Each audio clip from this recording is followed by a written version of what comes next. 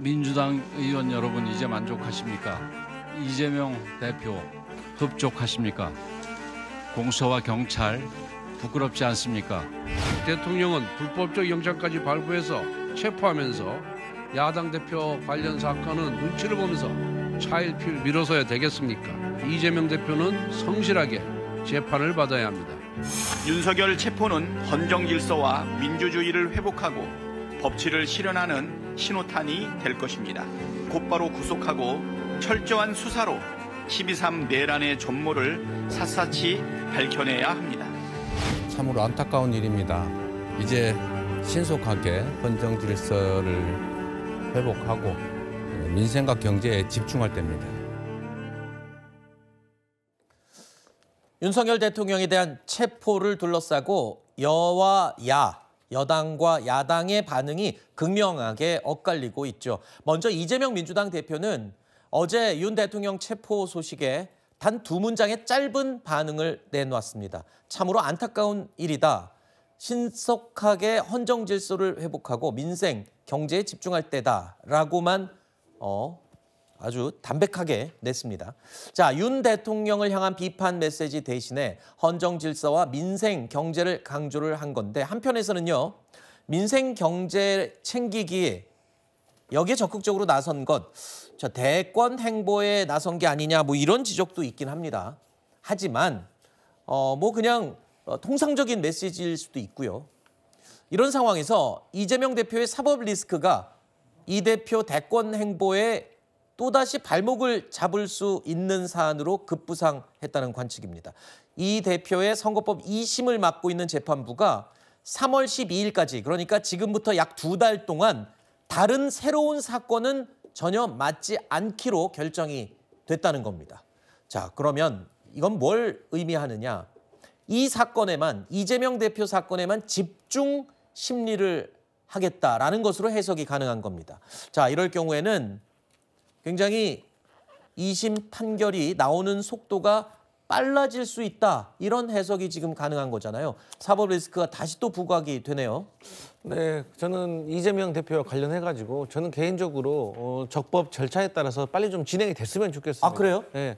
그리고 이재명 대표도 그런 마음일 겁니다. 그리고 민주당에서도 사실 이것 때문에 지금 정권 교체라는 것에 있어서 발목이 잡혀서도 안 되고 국민들께 오해를 드려서도 안 된다. 이런 말씀을 좀 드리고 싶습니다. 그런데 우리가 이쯤에서 좀 하나 짚고 넘어가야 될 것은 자꾸 이재명 대표만 어떤 선거가 지연되는 거 아니냐 이런 오해들을 하고 계시는데요. 제가 좀 표를 보니까 과거 이재명 대표가 공직선거법과 관련해가지고 2022년 9월에 이재명 대표가 기소가 됐습니다. 그런데 이재명 대표와 비슷한 시기에 2022년에 기소가 됐는데 아직도 결과가 나오지 않은 공직선거법이 28건이나 됩니다. 그리고 이재명 대표보다 2년 정도 더 먼저 공직선거법으로 기소가 됐는데도 아직까지도 결과가 나오지 않은 게 4건이나 있습니다. 쉽게 말해서 한 50건 정도의 공직선거법이 이재명 대표보다 더 빨랐거나 아니면 비슷한 시기에 기소가 됐는데 아직까지 결과가 나오지 않은 점이 있다는 점. 네. 그래서 마치 대한민국에서 이재명 대표의 공직선거법만 늘어지고 있는 것은 아니라는 점을 분명히 좀 말씀드리고 싶습니다. 네. 물론 그렇긴 하지만 지금 제가 궁금한 건 일단 속도가 빨라지는 건 맞는 것 같아요. 저 2심 재판부에서 이 사건만 지금 심리를 하겠다라고 하잖아요. 그리고 또 1심은 6개월, 2심과 3심은 3개월 안에 판결을 해야 된다는 이른바 633 원칙. 이게 제대로 지켜진다면 선거법 2심 선고는 이제 한 달밖에 안 남았거든요. 그러면 633 자체도 지금 지키기 힘든 거 아닌가요, 지금? 이거를 원칙대로 하더라도. 실제 11월 15일 날 선고됐으니까 네. 원래 2월 15일까지가 이제 기한이죠. 그런데 네. 그건 이제 쉽지 않을 것 같고 어쨌든 배당 중지 요청을 하는 경우도 그렇게 많지는 않아요. 네. 저것은 이제 의지를 드러낸 것이고 그 의지라는 것이 사실 이재명 대표께서 혹시나 뭐 여러 가지 국정을 핑계 삼아 안 나올 가능성에 이제 경고 차원이다 저는 이렇게 봅니다. 또 하나는 공직선거법은 사실 걸석 재판이 가능한 범죄 유형 중에 하나예요.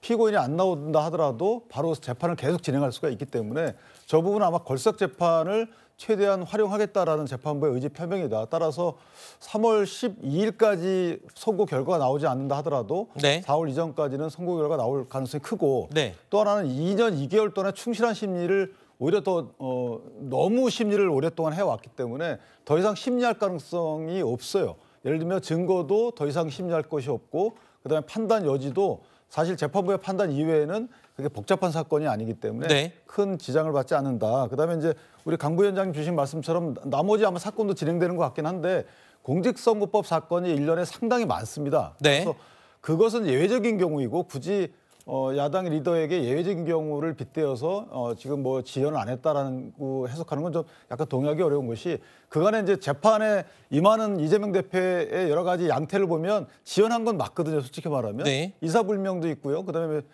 폐문부제도 있고요.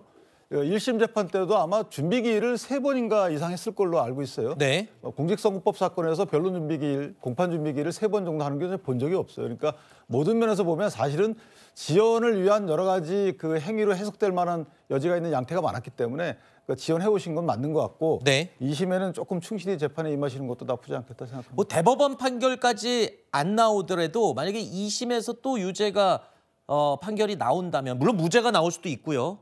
무죄가 나온다면 뭐 이재명 대표로서는 날개를 다는 것일 테고 근데 유죄가 나올 경우는 대선 가도에 큰 지장을 주는 거는 맞는 거죠. 그렇죠. 이재명 대표가 받는 재판과 관련해서 제일 관건이 되는 건 이제 피선거권 박탈이 그렇죠. 이루어지느냐 안 이루어지느냐 이거죠. 그런데 차기 그 조기 대선이 이루어진다면 아마도 대법원 판결까지는 나오지 않을 가능성이 현재로서는 큽니다. 그러니까요. 그런데 1심 재판과 2심 재판 결과를 받아들이는 우리 국민과 유권자의 마음가짐은 굉장히 달라질 수 있을 것 같아요. 1심에서 지금 피선거권 박탈에 해당하는 형을 받았지만 이게 2심에서 여전히 바뀔 수 있다라는 것을 근거로 민주당과 이재명 대표는 얘기하겠지만 현실적으로 2심에서 법률심에 따른 3심이 변결된 가능성은 굉장히 낮다는 것을 국민들이 다 알고 있는 거잖아요. 그런 측면에서 저는 2월 15일이든 3월 15일이든 어떤 식으로든 사법부가 빨리 이재명 대표와 관련한 공직선거법 판결을 확정 지어줄 필요가 있다. 그것이 국민에게 제대로 된 선택권을 줄 수 있는 길이라고 생각합니다. 네. 제가 궁금한 점이 이 국민의힘이 이재명 대표가 최근에 있었던 1심 재판 중에서 공직선거법보다 위증교사와 관련된 것이 훨씬 위중하다. 이것은 뭐 완전히 뭐 유죄 나올 것이다라고 했는데 결국 무죄 나왔잖아요. 네. 요즘 거기에 대한 얘기는 쏙 들어가고 이제 유죄 나왔던 공직선거법만 가지고 얘기를 하고 있거든요. 네. 그렇다고 하면 저는 궁금한 게 만약에 위증교사와 아니 공직선거법과 관련해서 무죄가 나온다고 하면 그때는 이제 대법까지 가잔 말 안 하실 겁니까? 국민의힘에서? 저는 가장 궁금합니다. 네. 근데 그거는 검찰이 판단할 부분인 것 같고요. 어쨌든 1심과 2심의 결론이 만약에 서로 어긋나게 되면 통상 대법원 가거든요. 그래서 그거는 검찰이 아마 상고 이익이 있는지 여부를 판단하지 않을까 생각이 듭니다. 네. 알겠습니다.